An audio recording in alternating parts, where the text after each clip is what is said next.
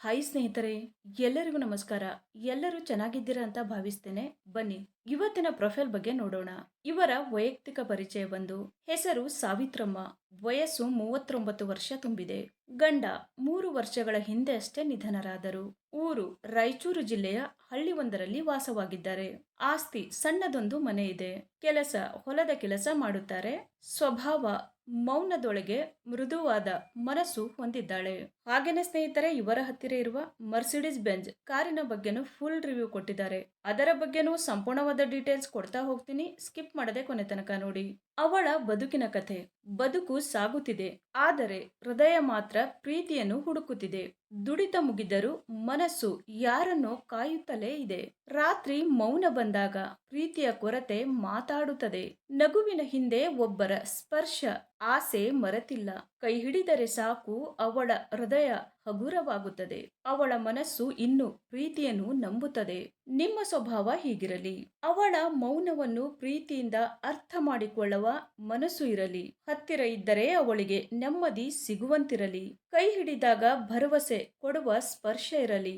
ನಗುವಿನಲ್ಲಿ ಮೃದುವಾದ ಪ್ರೀತಿ ಕಾಣಿಸಿರಲಿ. ಪ್ರೀತಿಯಲ್ಲಿ ಗೌರವ ಮತ್ತು ಸಹನೆ ಇರಲಿ. ಅವಳ ಬದುಕಿಗೆ ಮತ್ತೆ ಪ್ರೀತಿಯ ಬೆಳಕು ತರುವ ಸಂಗಾತಿಯಾಗಿರಲಿ. ಹಾಗೇನೆ ಸ್ನೇಹಿತರೆ, ಇವರ ಹತ್ತಿರ ಇರುವ 2019 ಮರ್ಸಿಡೀಸ್ ಬೆಂಜ್ GLE 350D ಕಾರಿನ ರಿವ್ಯೂ ನೋಡೋದಾದ್ರೆ, ಒಳಗಿನ ಫೋಟೋಗಳು ಎಲ್ಲ ಈ ತರಹ ಇದೆ ಅಂತ ಹೇಳಿಕೊಂಡಿದ್ದಾರೆ. ಇದರ ಪ್ರೈಸ್ ಬಂದ್ಬಿಟ್ಟು 42,75,000 ಆಗಿರುತ್ತೆ. 2019 ನಲ್ಲಿ ಇದನ್ನ ಪರ್ಚೇಸ್ ಮಾಡಿರ್ತಾರೆ. 80,289 ಕಿಲೋಮೀಟರ್ ರನ್ನಿಂಗ್ ಆಗಿರುತ್ತೆ.